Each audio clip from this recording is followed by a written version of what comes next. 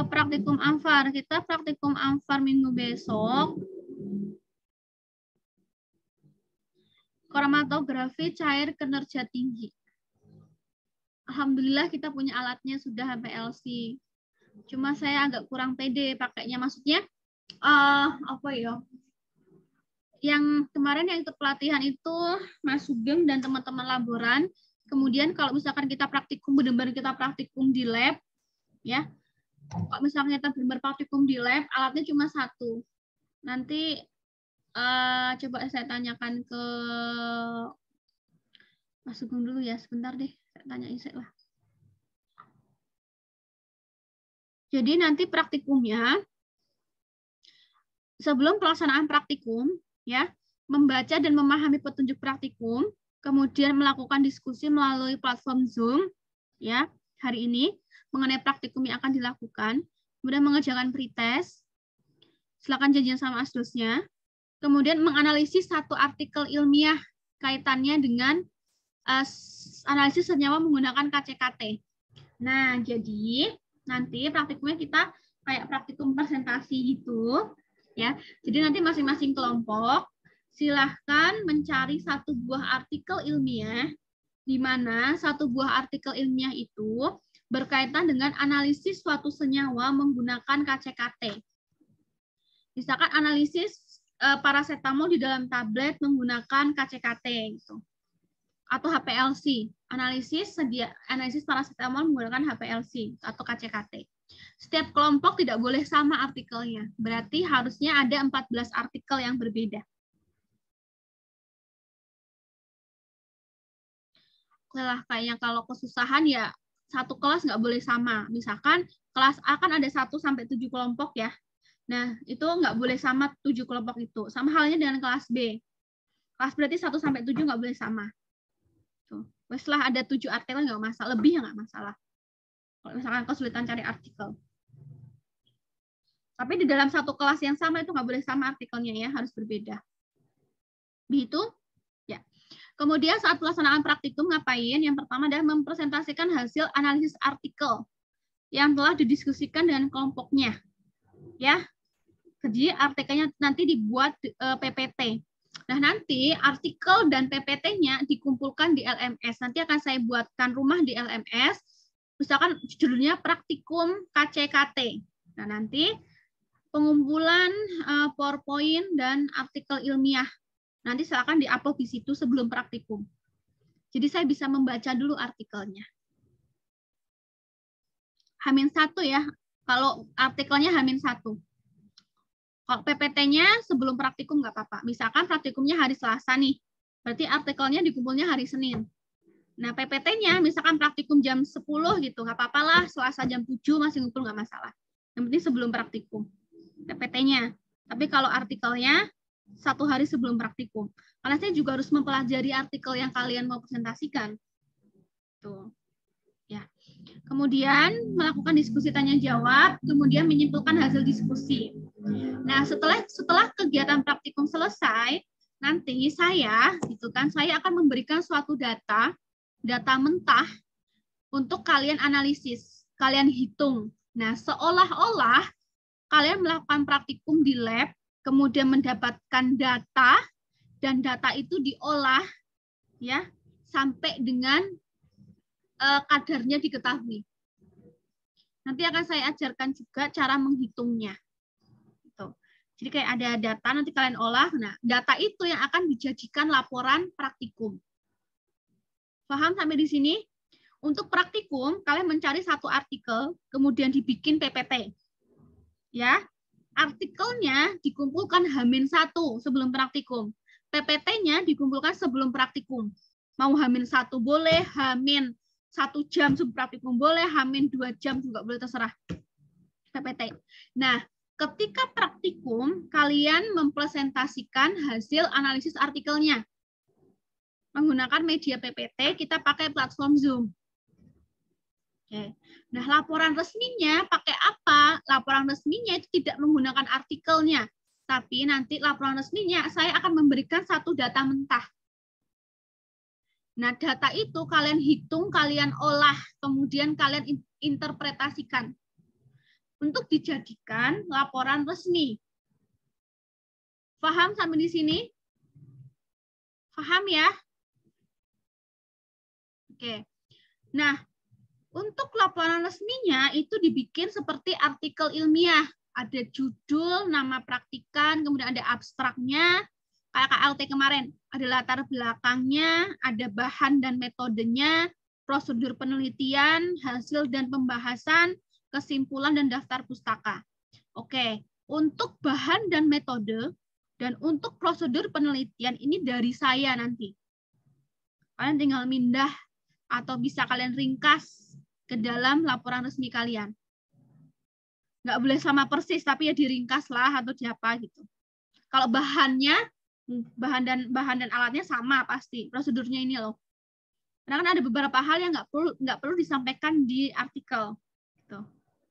Nah, kemudian untuk hasil dan pembahasan itu hasilnya dibikin tabel, ya pembahasan. Nah, perhitungannya di mana, Bu? Dikasih di lampiran. Nanti kalian bikin lampiran. Lampirannya itu adalah perhitungannya.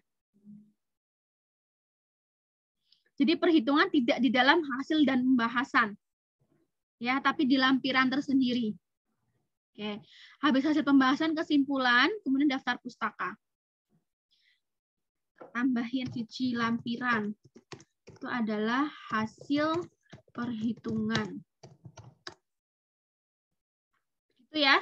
Paham sampai di sini? Saya ulangi lagi. Untuk laporan resminya dibikin artikel ilmiah dengan susunan, judul, nama praktikan, abstrak, latar belakang, bahan dan metode, prosedur penelitian, hasil dan pembahasan, dibikin tabel, gambar hasilnya, kesimpulan, daftar pustaka, lampiran. Di mana lampiran ini berisi hasil perhitungan. Laporan resmi dibuat secara individu dan dikumpulkan pada praktikum berikutnya. Melakukan post-test menggunakan platform Zoom dengan dosen pengampu praktikum. Untuk post-test nanti ketika saya sudah megang laporan resmi. Karena post-testnya itu kaitannya dengan laporan resmi yang kalian bikin. Entah itu biokimia, entah itu non-solid, entah itu Anfar. Pokoknya saya pegang laporan resminya dulu. Nanti post-testnya dari laporan resmi yang kalian buat. Gitu. Ini ya, nih ada ya di sini. Praktikan mencari satu artikel ilmiah terkait dengan analisis suatu senyawa obat menggunakan metode kromatografi cair kinerja tinggi. Artikel ilmiah yang didapatkan tidak boleh sama dengan kelompok lainnya dalam satu kelas. Yang kedua, mendiskusikan hasil penelusuran satu artikel ilmiah yang telah didapatkan dengan teman satu kelompok. Artikel yang sudah didapatkan dan telah didiskusikan, kemudian dipresentasikan di depan dosen pengampu praktikum dan teman-teman. Bagian yang harus ada di dalam PowerPoint nih, lihat, bagian yang harus ada di dalam PowerPoint itu ada latar belakangnya, ada tujuan penelitiannya, metode penelitian itu isinya ada alat dan bahan, ada preparasi sampelnya, ada pembuatan larutan bakunya, ada pembuatan seri larutan baku, pembuatan kurva baku, ada analisis pemisahan sampel atau penetapan kadar senyawa obat. Dan terakhir ada analisa data. Ini metode penelitiannya. Kemudian ada hasil dan pembahasan di artikel itu dan kesimpulan dari hasil penelitian. Nah, berarti kalian cek metode penelitiannya. Ya, sudah diamati ya. Coba dilihat baik-baik dulu. Baik-baik yang bagian metode penelitian. Berarti kalian harus mencari artikel ilmiah, terserah mau bahasa Indonesia boleh, bahasa Inggris boleh. Yang ada komponen alat dan bahannya di dalam metodenya. Ada komponen preparasi sampelnya, ada pembuatan larutan baku, ada pembuatan seri larutan baku, ada pembuatan kurva baku, ada penetapan kadar senyawa obat, dan ada analisa datanya.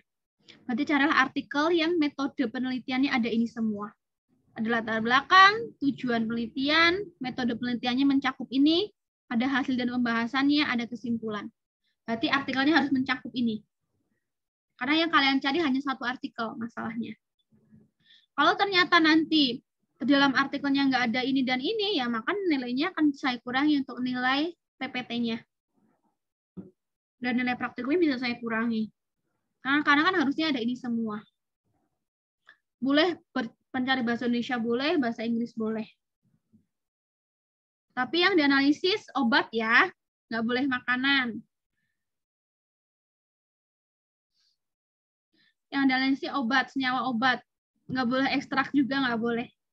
Obat, paracetamol, ibuprofen, pokoknya senyawa kimia. Nggak boleh ekstrak, nggak boleh ekstrak tanaman, nggak boleh. Misalkan kandungan paracetamol di dalam tablet, boleh. Kandungan ibuprofen di dalam kapsul, pokoknya senyawa zat kimia. Artikel tentang itu. Kalau misalkan artikelnya tentang tanaman, saya ekstrak langsung saya coret. Nggak bisa kepakai dan nggak saya nilai. Ini nggak bisa kepakai nih. Ini akan dari awal sudah pas diskusi sudah saya bilang harus analisis zat kimia. Entah itu kimia murni, tunggal, atau di dalam sediaan. Intinya zat-zat kimia. Misalkan analisis kandungan paracetamol di dalam sediaan jamu. Analisis paracetamol di dalam sediaan jamu menggunakan KCKT itu boleh. Karena poinnya adalah paracetamolnya.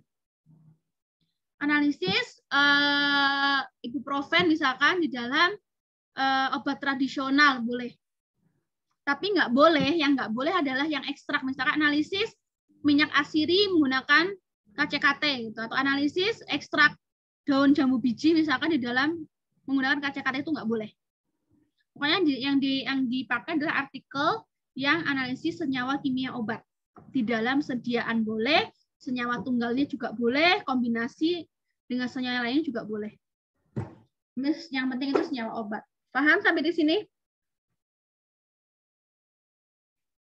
Paham ya? Oke, mungkin itu dari praktikum, ketiga praktikum. Ada yang mau ditanyakan mungkin silahkan. Anfar, FTS non-solid, dan biokimia. Ada yang mau ditanyakan? Ibu izin bertanya. Iya, Mbak. Siapa? Sebutkan namanya. Rizky Anggraini. Oh ya, Mbak Rizky Astusin. Apa, Mbak? Untuk pengumpulan laporan praktikum yang KLT itu dikumpulinnya via apa ya, Bu? Via software aja, Mbak.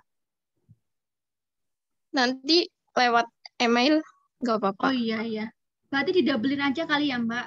Nanti lewat LMS sama emailnya asisten dosen kali ya. Lewat emailnya Mbak Rizky. Atau Mbak siapa satunya asdosnya? Mbak Rafika ya? Nurlaila. Siapa? Oh, Mbak Nurlaila ya? Nurlaila. Ya, nanti dikumpulkannya. Nanti kan akan dibagi ya Mbak Rizky. Yang kelas A siapa yang ngoreksi, kelas B siapa yang ngoreksi.